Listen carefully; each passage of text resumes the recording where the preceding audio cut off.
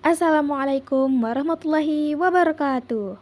Perkenalkan, nama saya Sinta dari Prodi S1 Pendidikan Matematika, Universitas Muhammadiyah Banjarmasin.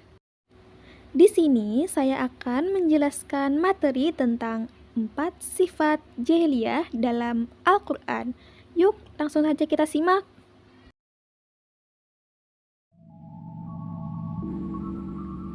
Kata jahiliyah dalam Al-Quran dapat ditemukan pada 4 tempat.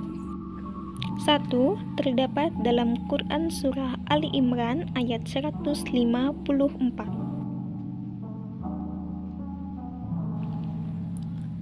Terjemahannya yaitu, sedang segolongan lagi telah dicemaskan oleh diri mereka sendiri. Mereka menyangka yang tidak benar terhadap Allah seperti sangkaan jahiliyah.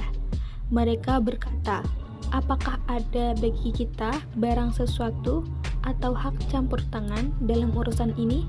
Katakanlah, sesungguhnya urusan itu seluruhnya di tangan Allah. Quran Surah Ali Imran ayat 154.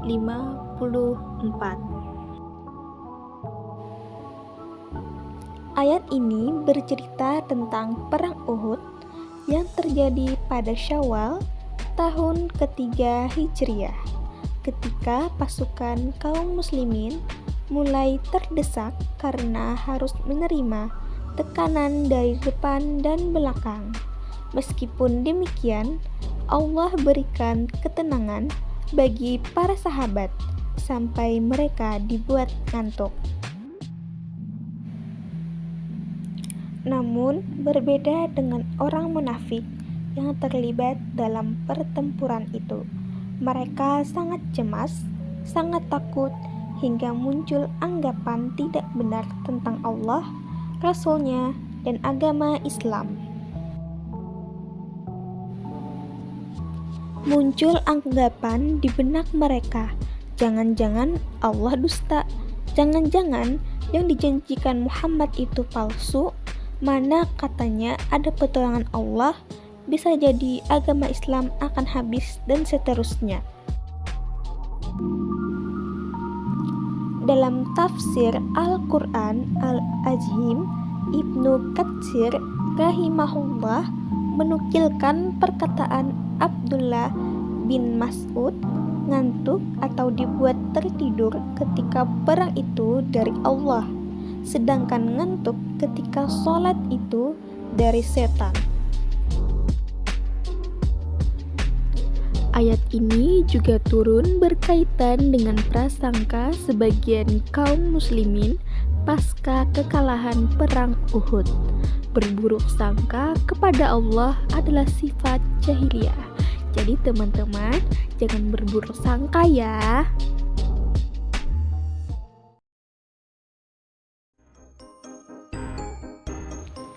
Yang kedua, terdapat dalam Quran Surah Al-Maidah ayat 50. A'udzu billahi minasyaitonir rajim. Bismillahirrahmanirrahim. Afa hukmal jahiliyati yabghuna wa man ahsanu minallahi hukman liqaumi yuqinun. Sadaqallahul azim. Terjemahannya yaitu, apakah mereka mau mencari hukum jahiliyah? Siapa yang lebih baik hukumnya bagi orang yang yakin? Quran Surah Al-Maidah ayat 50. Allah mengkritik manusia yang meninggalkan aturan Allah yang penuh kebaikan dan yang menjauhkan dari berbagai keburukan. Sedangkan selain hukum Allah yang dibuat manusia tidak seperti itu.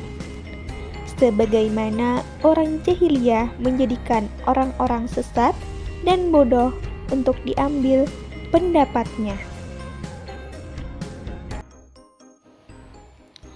Al-Hasan Al-Basri mengatakan, Man hakama bi ghairi hukmillah. Fahakamal jahiliyah. Siapa yang berhukum dengan selain hukum Allah, itulah berhukum dengan hukum jahiliyah. Demikian disebutkan dalam tafsir Al-Quran Al-Ajim karya Ibnu Katsir. Allah mengkritik manusia yang meninggalkan aturan Allah dan lebih mengedepankan aturan yang dibuat sendiri. Sementara di sana banyak pelanggaran terhadap hukum Allah. Allah sebut hukum ini sebagai hukum jahiliyah. Jadi jangan berbuat seperti itu ya guys, karena itu perbuatan yang sangat buruk dan tentunya perbuatan yang bisa menimbulkan dosa.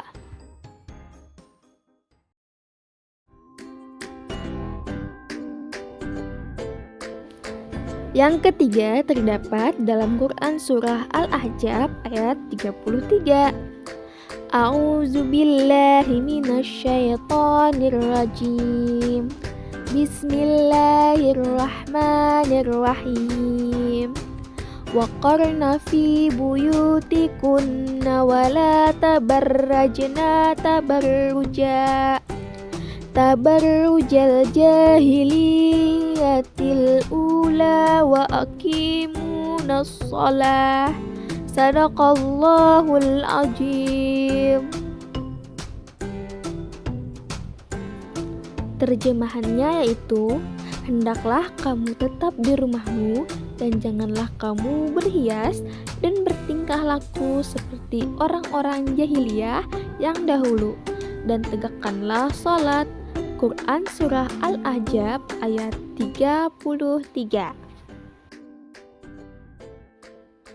Disebutkan dalam tafsir Al-Jalalain, wanita yang disebut berdandan ala jahiliyah yang pertama adalah berdandan yang dilakukan oleh wanita dengan berpenampilan cantik di hadapan para pria, dan ini terjadi sebelum Islam. Sedangkan dalam Islam, yang boleh ditampakkan disebutkan dalam ayat berikut. A'udzu billahi minasyaitonirrajim. Bismillahirrahmanirrahim. Wala yubdina zinatahunna illa ma zahara minha. Terjemahannya yaitu, dan janganlah mereka menampakkan perhiasannya kecuali yang biasa nampak daripadanya. Maqatil bin Hayyan mengatakan bahwa yang dimaksud berhias diri adalah seseorang memakai khimar atau kerudung di kepalanya namun tidak menutupi dengan sempurna. Dari sini terlihatlah kalung, anting, dan lehernya. Inilah yang disebut tabaruj atau berhias diri ala jahiliyah. Jadi jangan seperti itu ya teman-teman. Kata para ahli tafsir, diantaranya Al-Qurtubi, yang dimaksud tabarruj model jahiliyah adalah keluar rumah, berjalan dengan menampakkan kecantikan dan keelokan tubuhnya di hadapan para lelaki. Sementara suami di zaman jahiliyah terkenal cemburunya kurang. Tafsir Al-Qurtubi. Dalam ayat Quran Surah Al-Ahzab ayat 33, Allah perintahkan para wanita untuk tinggal di rumah. Selanjutnya, Allah larang mereka untuk bertabarruj, karena wanita yang suka keluar rumah bisa dipastikan dia akan berusaha tampil menawan, tampil indah, menarik, wangi, dan seterusnya. Yang itu adalah hakikat tabarruj. Tafsir As-Sa'di.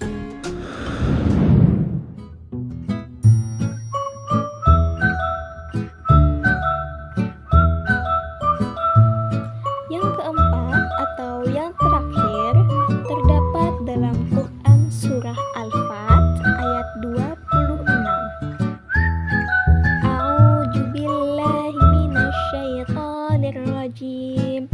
Bismillahirrahmanirrahim. Idz ja'alal ladzina kafaru fi qulubihim hamiyatal jahiliyah fa'anzalallahu sakinatahu ala rasulihi wa 'alal mu'minina wa alzamahum kalimatat taqwa wa kanu ahaqqa biha wa ahlaha wa kana Allahu bikulli syai'in alim. Shadaqallahul azim. Terjemahannya yaitu ketika orang-orang kafir menanamkan dalam hati mereka kesombongan, yaitu kesombongan jahiliyah, lalu Allah menurunkan ketenangan kepada Rasul-Nya dan kepada orang-orang mukmin, dan Allah mewajibkan kepada mereka kalimat takwa, dan adalah mereka berhak dengan kalimat takwa itu dan patut memilikinya. Quran Surah Al-Fat ayat 26.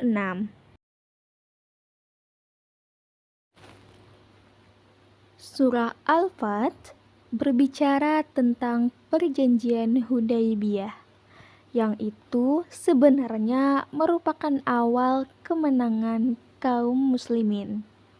Meskipun ada banyak hal ganjil yang dilakukan orang-orang musyrik ketika perjanjian Hudaybiyah, seperti tidak mau menuliskan Bismillahirrahmanirrahim di klausul perjanjian.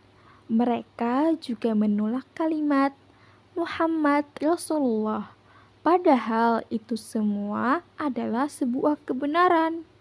Mereka tolak itu karena fanatik jahiliyah yang membuat mereka benci kebenaran.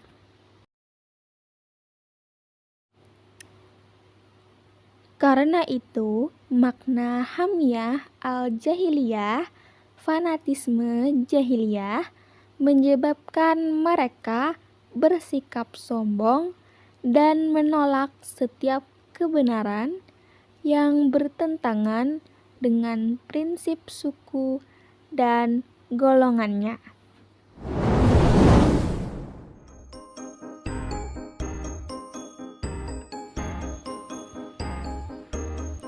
Berarti 4 perkara jahiliyah yang disebutkan di atas adalah: yang pertama, prasangka jahiliyah. Itulah suudzon kepada Allah yang merupakan lambang kerusakan hati dan juga akidah. Yang kedua, hukum jahiliyah. Itulah setiap aturan yang melanggar syariat.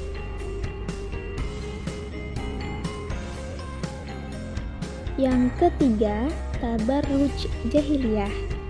Pamer keindahan tubuh di tengah masyarakat, yang merupakan lambang kerusakan wanita. Jadi, berpakaianlah yang baik dan benar ya teman-teman. Tentunya harus menutup aurat. Nutup auratnya dengan baik ya, jangan setengah-setengah. Yang keempat, fanatisme jahiliyah, yaitu cinta dan benci karena golongan, memberikan pembelaan karena kepentingan golongan, sehingga rela menolak kebenaran demi golongan. Jangan seperti itu ya teman-teman, itu sangat tidak baik.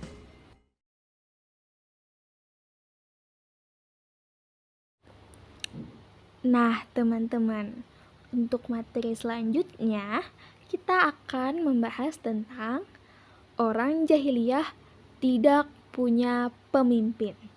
Disimak dengan baik ya. Mudah-mudahan bermanfaat. Ayo kita simak.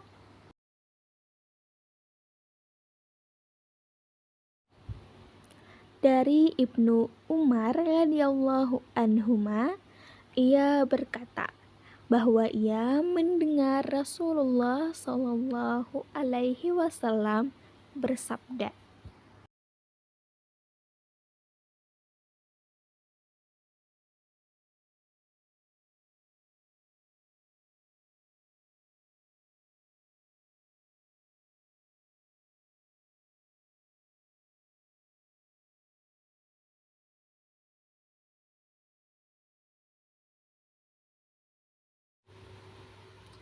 terjemahannya yaitu, barang siapa melepaskan tangan dari ketaatan pada penguasa, maka ia akan bertemu dengan Allah pada hari kiamat dalam ia tidak punya argumen apa-apa untuk membelanya. Barang siapa yang mati dan di lehernya tidak ada baiat, maka ia mati seperti keadaan orang yang jahiliyah. Hadis riwayat Muslim. Mati jahiliyah yang dimaksud adalah mati dalam keadaan sesat dan salah jalan, sebagaimana keadaan orang-orang jahiliyah, karena dahulu mereka tidak mau taat pada pemimpin, bahkan mereka menilai aib jika mesti taat seperti itu. Namun, bukanlah yang dimaksud mati jahiliyah adalah mati kafir, sebagaimana sangkaan sebagian golongan yang keliru dan juga salah paham. Materi selanjutnya yaitu orang jahiliyah punya sifat bangga pada leluhur, mencela keturunan, mengaitkan turunnya hujan bukan pada Allah, dan meratapi mayit. Dari Abu Malik al-Asy'ari radhiyallahu anhu bahwa Rasulullah Shallallahu alaihi wasallam bersabda,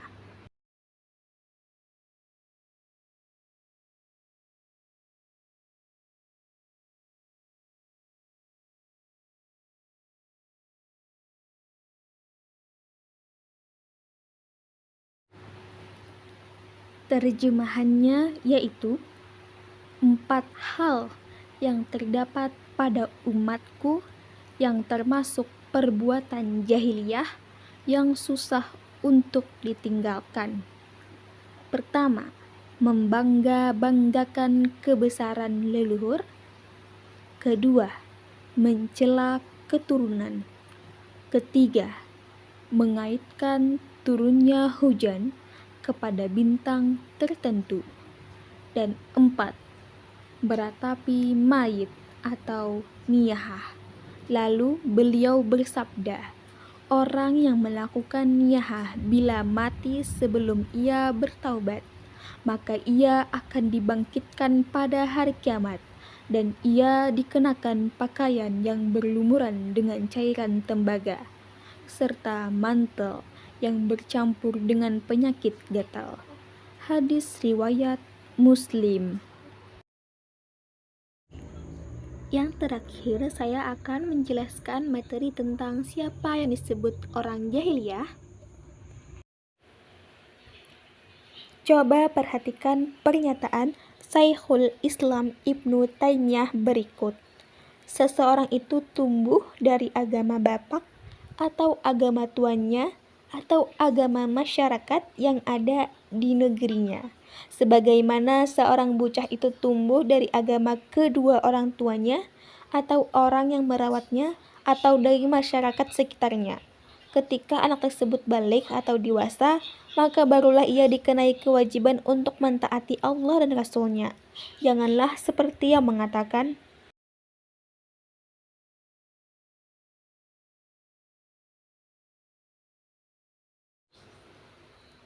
Terjemahannya yaitu, dan apabila dikatakan kepada mereka, ikutilah apa yang telah diturunkan Allah, mereka menjawab, tidak, tetapi kami hanya mengikuti apa yang telah kami dapati dari perbuatan nenek moyang kami. Quran Surah Al-Baqarah ayat 170. Setiap orang yang tidak mengikuti dalil Al-Quran dan As-Sunnah, enggan mentaati Allah dan Rasul-Nya, lalu berpaling pada adat dan tradisi nenek moyang dan masyarakat yang ada. Itulah yang disebut orang jahiliyah dan layak mendapat celaan. Begitu pula orang yang sudah jelas baginya kebenaran dari Allah dan Rasul-Nya, lantas ia berpaling pada adat istiadat. Itulah orang-orang yang berhak mendapatkan celaan dan hukuman.